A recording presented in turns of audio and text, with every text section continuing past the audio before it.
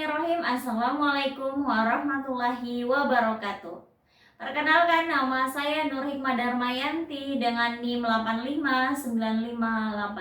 8595823777. Saya adalah mahasiswa semester 6 program studi pendidikan guru sekolah dasar di UPBJJ Universitas Terbuka Majene.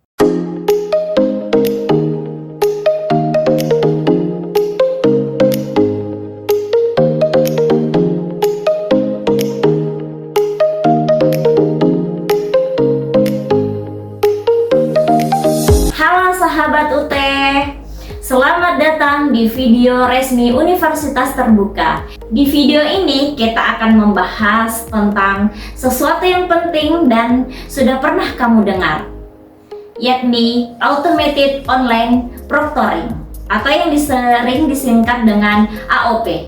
Apa itu AOP? Bagaimana cara kerjanya? Dan yang paling penting, bagaimana UT melindungi privasi kamu? Yuk kita bahas bersama. Automated Online Proctoring atau AOP adalah sistem pengawasan ujian berbasis teknologi kecerdasan buatan yang memantau peserta ujian secara otomatis melalui kamera dan mikrofon perangkat kamu selama ujian daring berlangsung. Bayangkan begini, selama ini ujian tatap muka diawasi oleh pengawas manusia yang hadir di ruang ujian. Nah, AOP ini menghadirkan konsep yang sama dalam lingkungan daring. Bedanya, pengawasnya adalah sistem teknologi cerdas yang bekerja secara otomatis dan objektif. AOP bukan hal baru di dunia pendidikan tinggi internasional. Universitas terkemuka di dunia sudah menggunakannya. Dan kini Universitas Terbuka menghadirkan inovasi ini untuk kamu mahasiswa UT di seluruh Indonesia. Lalu, bagaimana sebenarnya AOP bekerja? Mari kita ikuti langkah-langkahnya bersama. Langkah pertama, sebelum ujian dimulai, kamu akan melakukan proses verifikasi identitas. Kamu akan diminta menunjukkan kartu identitas dan wajahmu ke kamera untuk memastikan bahwa kamu adalah orang yang terdaftar mengikuti ujian tersebut. Langkah kedua, sistem akan melakukan pemindaian ruang singkat atau room scan untuk memastikan lingkungan ujianmu bebas dari materi yang tidak diperbolehkan. Langkah ketiga, selama ujian berlangsung, sistem AOP memantau beberapa hal secara otomatis. Pertama, gerakan wajah dan mata. Apakah kamu terlalu sering melihat ke arah lain? Kedua, aktivitas di layar komputer. Apakah ada program atau tab lain yang dibuka selama ujian? Yang ketiga, suara di sekitar. Apakah ada percakapan yang mengindikasikan bantuan dari orang lain? Penting untuk kamu ketahui bahwa sistem AOP hanya memberikan flag atau tanda peringatan kepada tim pengawas manusia. Keputusan akhir tentang apakah terjadi pelanggaran tetap berada di tangan manusia, bukan algoritma.